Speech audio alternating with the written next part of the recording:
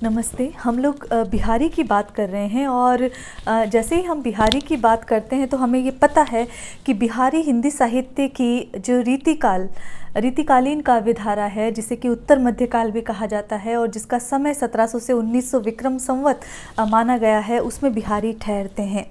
जब हम बिहारी को देखते हैं तो उनकी जो कृति है बिहारी सत्सई सामने आती है और हम जानते हैं कि बिहारी सत्सई में 713 दोहे हैं। जब हम बिहारी का अध्ययन करते हैं तो हम पाते हैं कि उनकी जो सत्सई है वो मुक्तक काव्य की सर्वश्रेष्ठ कृति मानी जाती है। उस श्रृंखला में मुक्तक काव्य क्या है? देखिए, जब काव्य की हम बात करते हैं तो उसे दो भागों में बांटा जाता है, प्रबंध काव्य और मुक्तक काव्य।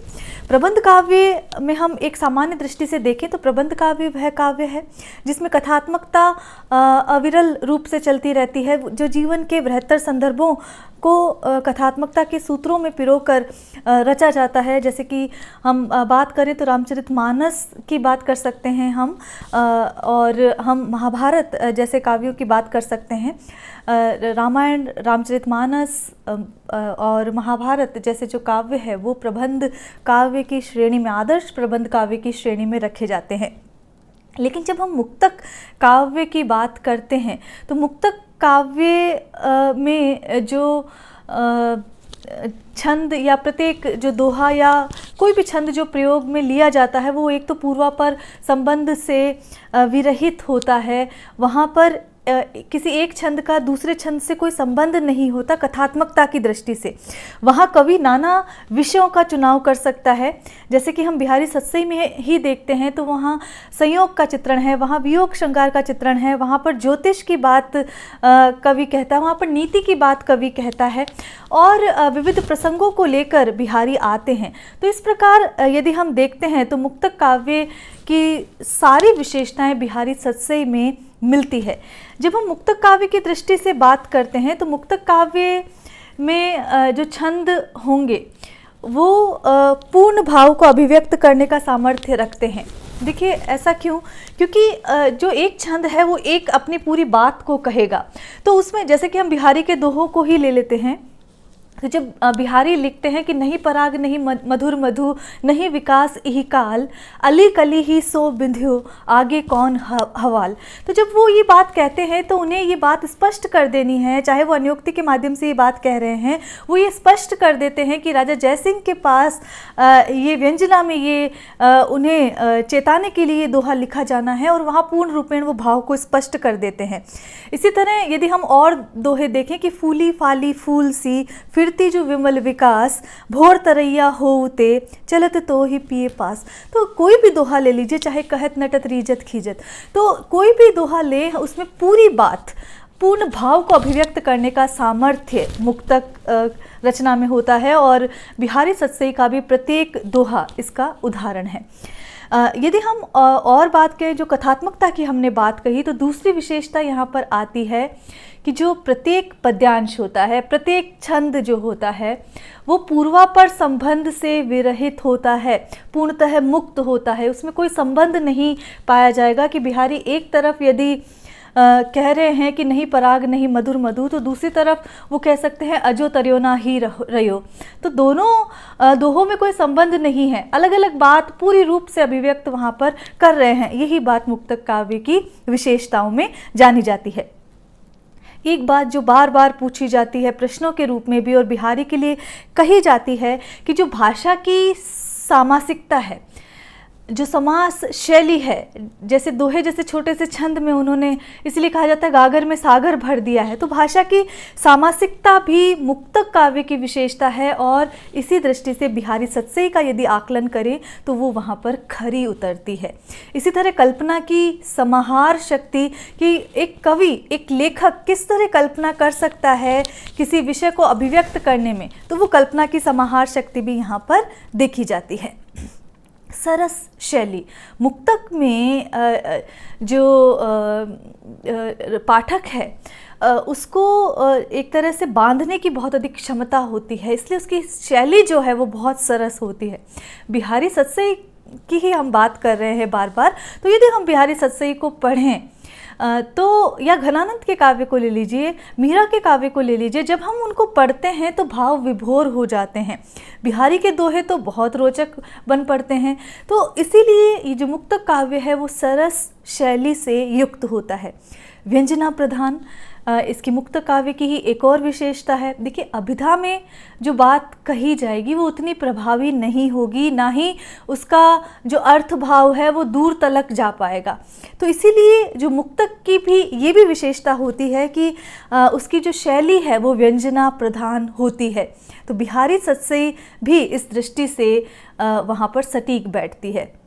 इसी तरह बिंबमयता और नाद सौंदर्य।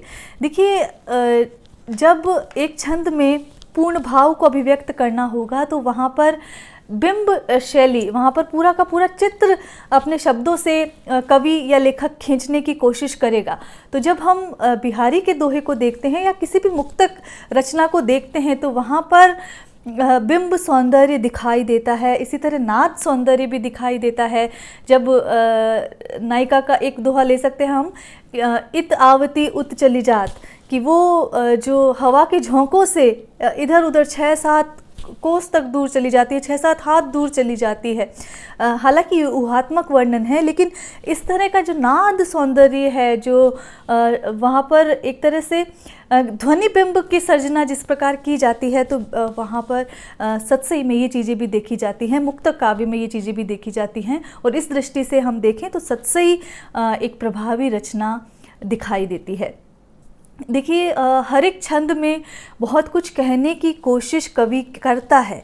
तो यहाँ पर कवि हृदय की जो अभिव्यक्ति है, जो सरस अभिव्यक्ति है, मार्मिक जो अभिव्यक्ति है, वो इन रचनाओं में दिखाई देती है, प्रत्येक छंद में दिखाई देती है।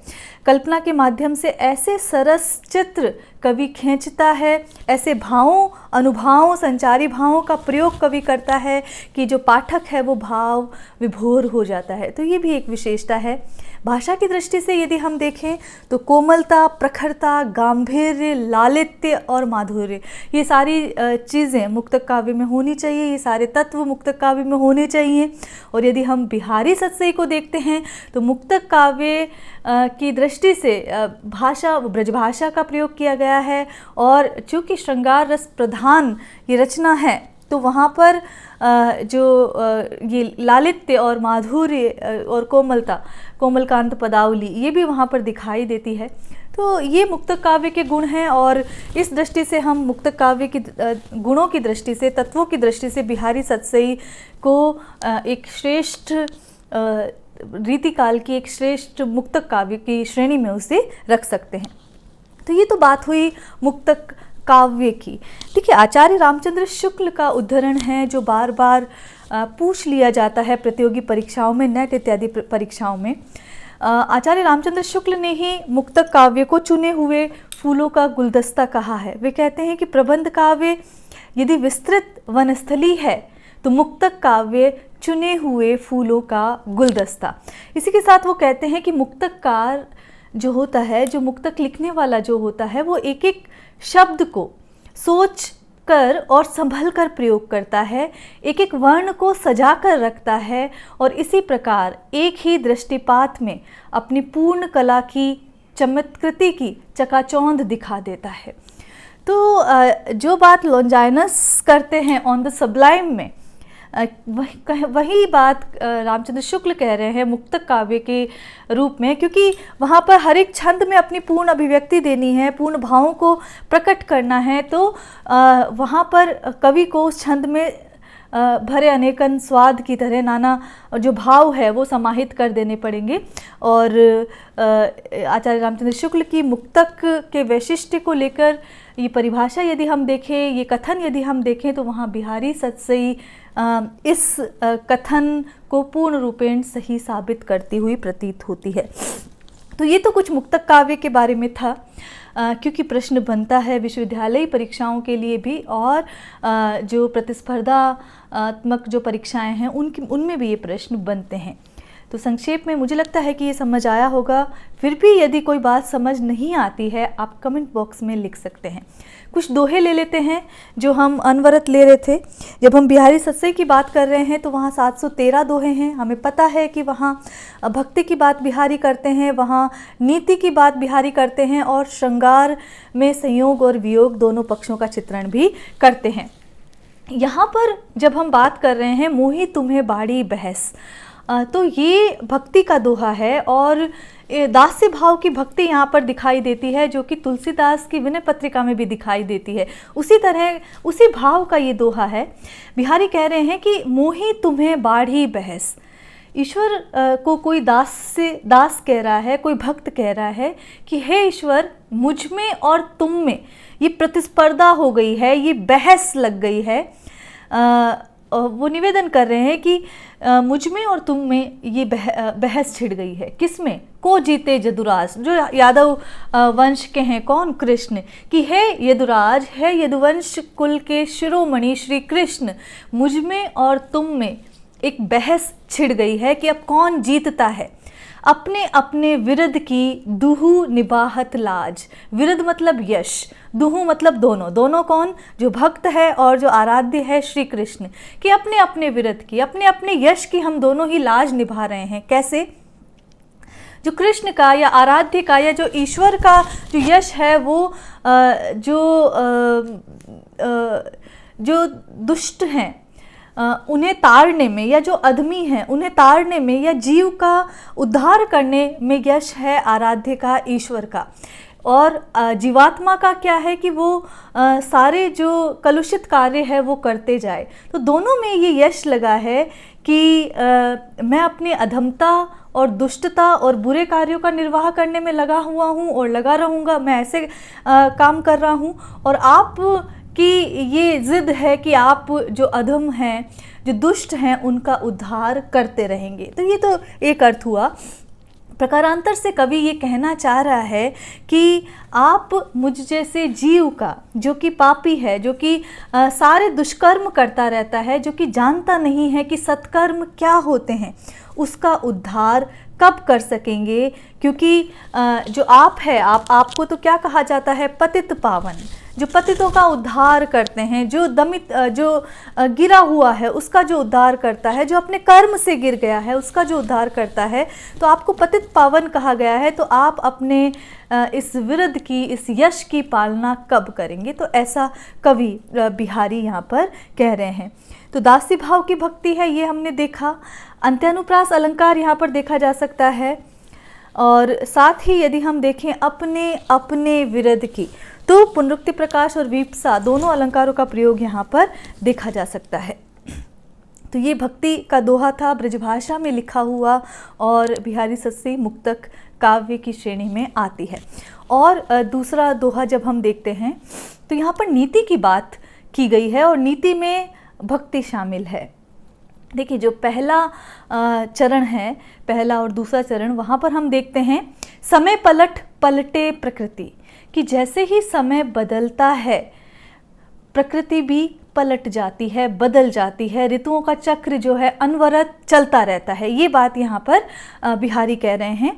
कौन तजे निज चाल, तो ये तो प्रकृति की बात है, समय की बात है कि हर एक चीज़, हर एक जो उपादान है प्रकृति का, वो अपनी चाल बदल लेता है, अपनी प्रवृत्ति को बदल लेता है।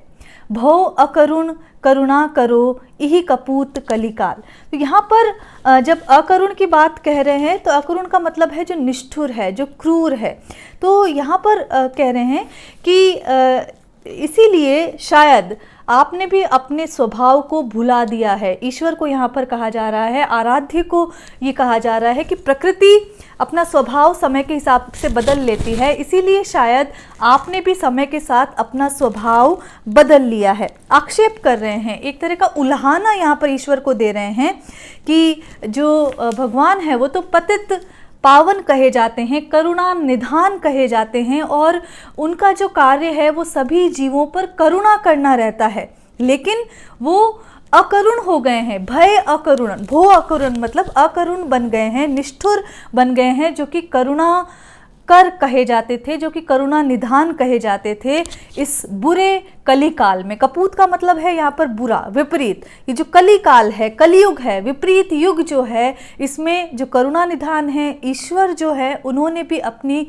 प्रवृत्ति बदल दी है, अपनी प्रकृति को बदल लिया है, क्योंकि समय के साथ सब कुछ बदल जाता है। तो यहाँ पर समय की परिवर्तनशीलता के साथ ये ईश्वर पर भी आक्षेप कसा गया है। साथ ही भक्त यह भी चाहता है कि वो उसका उद्धार करें। जो ईश्वर है वो अपने विरुद्ध को ना भूलें, अपनी प्रकृति को ना भूलें। तो ये बात यहाँ पर की गई है। पलट पलटे प्रकृति, ये इसमें पुनरुक्ति प्रकाश है। निज चाल कलिकाल, अंत्यानुप्रास अलंकार का प्रयोग हुआ है। तो और समय की परिवर्तनशीलता पर व्यंग्यात्मक ढंग से प्रहार यहाँ पर बिहारी ने किया है। भक्ति और नीति की बात बिहारी इस दोहे में कर रहे हैं। आगे एक तरह से श्रृंगार का दोहा है ये। ज्यों ज्यों बढ़ती विभावरी, विभावरी रात्रि को कहते हैं विभावरी, कि जैसे जैसे रात्रि बढ़ती जाती है त्यों त्यों बढ़त अनंत, त्यों त्यों कुछ चीज़ें हैं जो अनंत बढ़ती जाती है। ओक ओक सब लोक सुख, कोक शोक हेमंत। तो यहाँ पर कह रहे हैं कि प्रत्येक घर घर में, ओक का मतलब है घर, घर घर में हर संसार के जो घर घर है वहाँ पर सुख की अभिवृद्धि होती जाती है, लेकिन जो कोक है, जो चकवा पक्षी है, उसका हेमंत ऋतु में शोक का समय ये हो जाता है। ऐसा क्यों? देखिए, इस दोहे में हेमंत की रात्रि की बात हो रही है, शीत ऋतु की रात्रि की बात हो रही है। क्या होता है कि दिन छोटे होते हैं और रात्रि बड़ी होती है, ऐसा माना जाता है कि और ये कहा जा रहा है कि जब रात्रि का समय बढ़ रहा है तो जो प्रेयस और प्रेयसी हैं, जो दंपति हैं, उनके सुखों में भी रति इत्यादि के कारण सुखों की अभिवृद्धि हो जाती है। लेकिन चूंकि रात्रि में जो चकवा पक्षी है वो अपने प्रेयसी से दूर हो जाता है, तो उसी के लिए ये शोक का समय हो जाता है। तो यहाँ पर यही बात की जा रही है कि जैसे जैसे रात्रि बढ़ती है वैसे वैसे अनंत हो जाती है। त्यों त्यों बढ़त अनंत। क्या